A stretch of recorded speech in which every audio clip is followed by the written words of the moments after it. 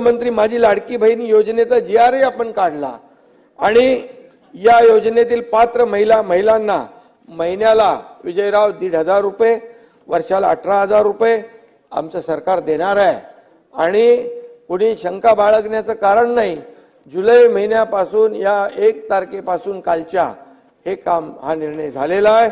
46,000 कोटी रुपये या राज्यातल्या माता भगिनींना देण्याचं काम सरकार करणार आहे।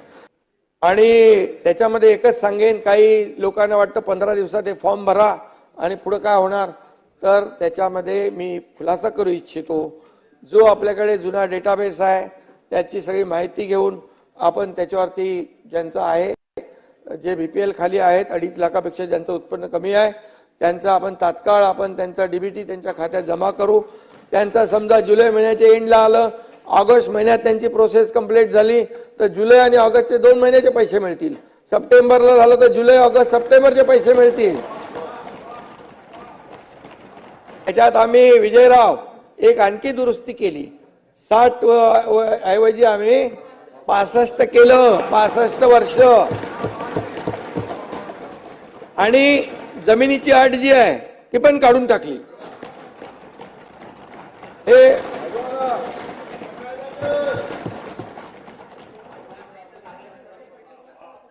आणि त्याच्यामध्ये कोणीही आमच्या भगिनींकडून बहिणींकडून कोणीही सरकारी कर्मचारी असेल कोणी असेल त्यांनी पैसे घेण्याचा प्रयत्न केला त्याला सस्पेंड करून जेलमध्ये टाकून देऊ।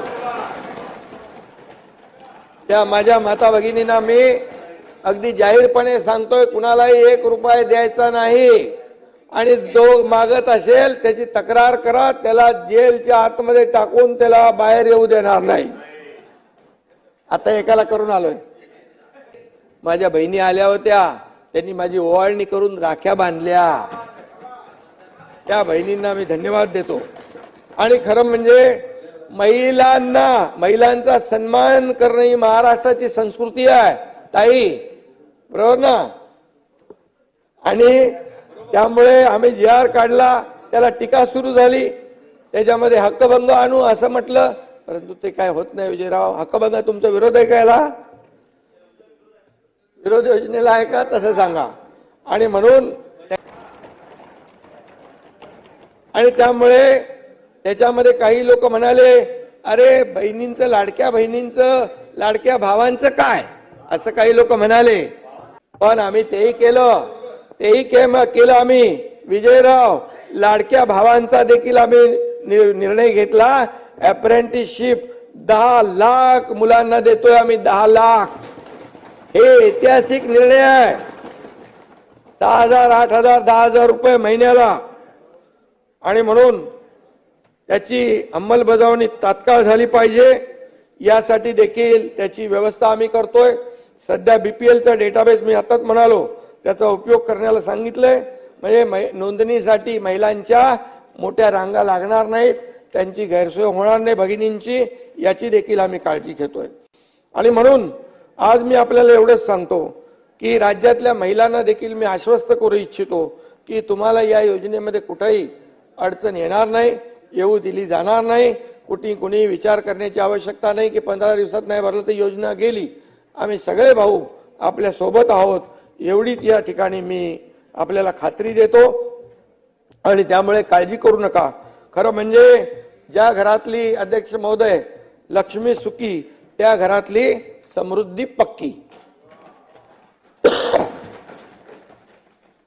मुख्यमंत्री माझी लाडकी बहीण योजना जाहीर केल्यानंतर या ठिकाणी जे काही वातावरण आपण पाहिलंय बाहेर, जो काही आमच्या महिला भगिनींमध्ये एक उत्साह आहे, त्याच्यामध्ये आम्ही चिंता होती प्रत्येकाला, महिलांना भगिनींना गॅस सिलेंडरची, ती देखील आम्ही वर्षाला 3 गॅस सिलेंडर मोफत देण्याचा निर्णय आम्ही घेतला।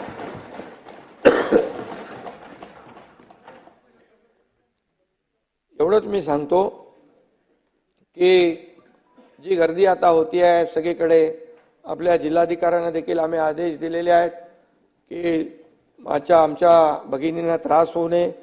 या खरं म्हणजे आपण या गर्दीचे आणि आनंदाचे फोटो काढायला पाहिजे। या सभागृहात काही चांगले फोटोग्राफर पण आहेत, त्यांनी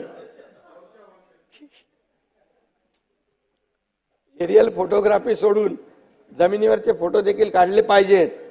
त्यामुळे गर्दी बघून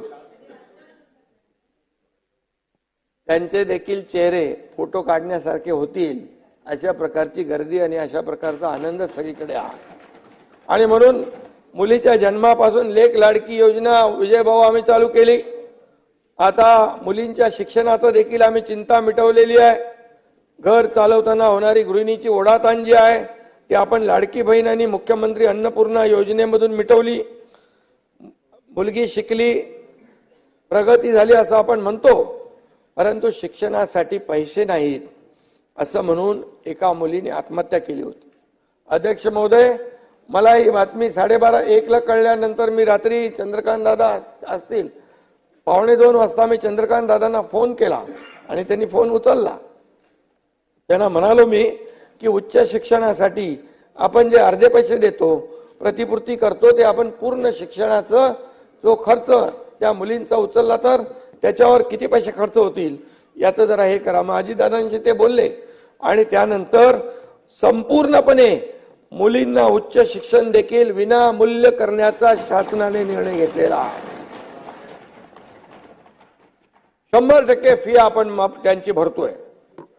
पंढरपूरचे आता पांडुरंगाची आषाढी वारी आहे, पंढरीची वारी करणाऱ्या दिंड्यांना देखील आपण पहिल्यांदा 20,000 रुपये अनुदान देण्याचा निर्णय, सहाय्य देण्याचा निर्णय घेतला. ऐतिहासिक निर्णय आहे. पण त्या दिवशी काय काही लोक म्हणाले हे कशाला ते कशाला, पोटात दुखू लागलं. अरे बाबा, कुणाला काय द्यायचं म्हटलं की तुम्ही उलट जे चांगलं आहे त्याला चांगलं म्हटलं पाहिजे. त्यात देखील पोट दुखायला लागलं, कारण त्यांना द्यायची कधी माहिती नाही. लेना बँक आहे, देना बँक नाही.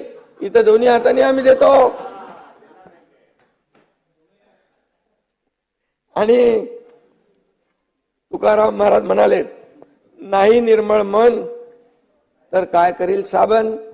त्यामुळे खरं म्हणजे तुम्हाला आनंद व्हायला पाहिजे होता, पण काही जनतेला द्यायचं म्हटलं की विरोधकांच्या पोटामध्ये का दुखतं हे मला अद्याप कळलेलं नाही.